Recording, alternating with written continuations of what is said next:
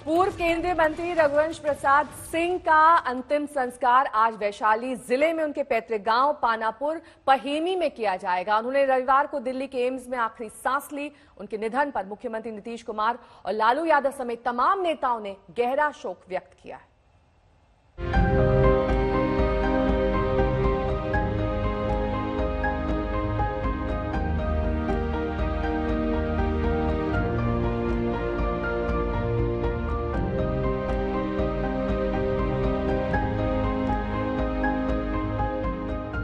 बिहार की मौजूदा सियासत में समाजवाद के सबसे बड़े पुरोधा रघुवंश बाबू का अवसान ऐसा खालीपन छोड़ गया है जिसे भरना आसान नहीं है। दिल्ली से हवाई जहाज में उनके पार्थिव शरीर को पटना लाया गया, जहां कौटिल्य नगर स्थित उनके आवास पर अंतिम दर्शन के लिए रखा गया। मुख्यमंत्री नीतीश कुमार, उप मुख्यमंत्री सुशील मोदी समेत तमाम मंत्रियों और नेताओं ने उन्हें श्रद्धांजलि दी।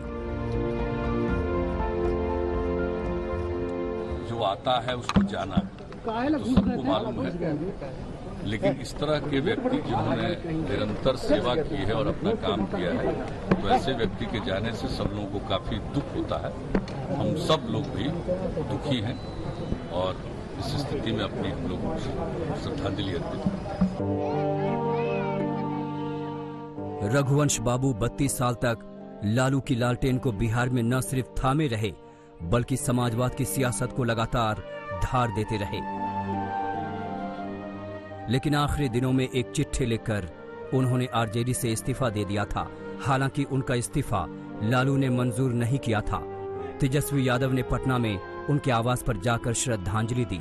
आरजेडी के कार्यकर्ता चाहते थे कि उनके पार्थिव शरीर को आरजेडी के कार्यालय में अंतिम दर्शन के लिए रखा जाए, लेकिन घर वालों ने इसका विरोध किया।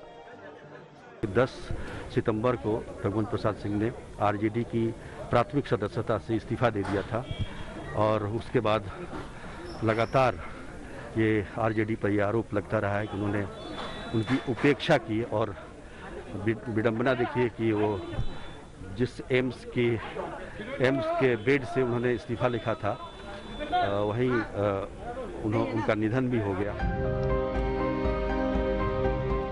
रघुवंश प्रसाद सिंह का अंतिम संस्कार वैशाली जिले के पैतृक गांव पानापुर पहेमी में राजकीय सम्मान के साथ आज किया जाएगा।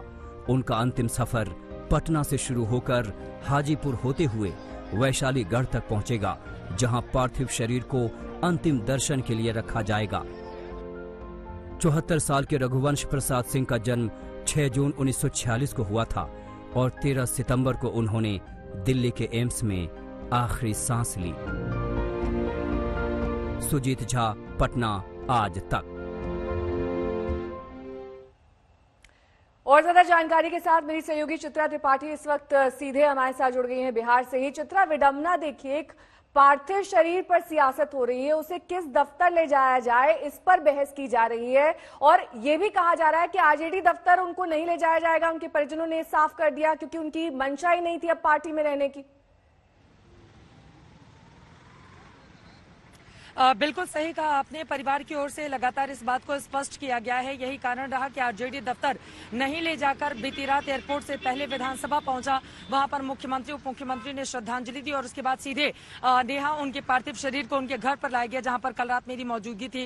तेजस्वी यादव और आरजेडी के कार्यकर्ताओं का भारी हुजूम वहां पर था, जो अपने नेता को श्रद्धांजलि देने के लिए पहुंचे थे। उन्होंने पार्टी से भले ही इस्तीफा दे दिया था, लेकिन लालू यादव ने उस इस्तीफे को स्वीकार नहीं किया था और यकीनन जिस तरह से पूरा जीवन उन्होंने खपा दिया आरजेडी में, आरजेडी के लिए भी एक बहुत बड़ी क्षति। इस पूरे मामले पर राजनीति हो रही है वो अलग, लेकिन आज जो पार्थिव शरीर जिसकी तस्वीरें लगातार हमारे दर्शक भी देख रहे हैं, दरअसल इस व्यक्ति को इस रूप में जाना जाना चाहिए। देश की सबसे बड़ी रोजगार योजना नरेगा की जब शुरुआत हुई थी 2004 में, इसका जिम्मा इनको बतौर मंत्री रहते हुए सौंपा गया था और उसके बाद से लगातार इसमें वो लगे रहे। एक और बात जिसका जिक्र मैं जल्दी से नेहा आपके सामने करना चाहूंगी, रात भर जग कर इन्होंने इस पर काम किया। जब अधिकारी उनसे पूछते थे कि आप खाना कब खाएंगे, सो जाइए, थक गए होंगे, तबियत खराब हो सकती है, तो वो कहते थे कि 4 रोटी मेरे तकिए के नीचे रख दीजिए, मैं खाकर रात में सो जाऊंगा। तो इस तरह से रघुवंश बाबू थे और उनकी पहचान ऐसी ही होनी चाहिए।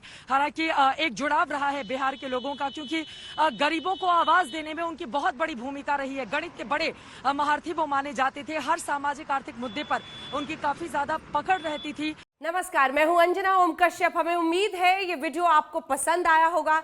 लेटेस्ट खबरों के लिए यूं ही देखते रहिए आज तक, और इस वीडियो के पसंद आने पर लाइक, शेयर एंड सब्सक्राइब करना ना भूलें।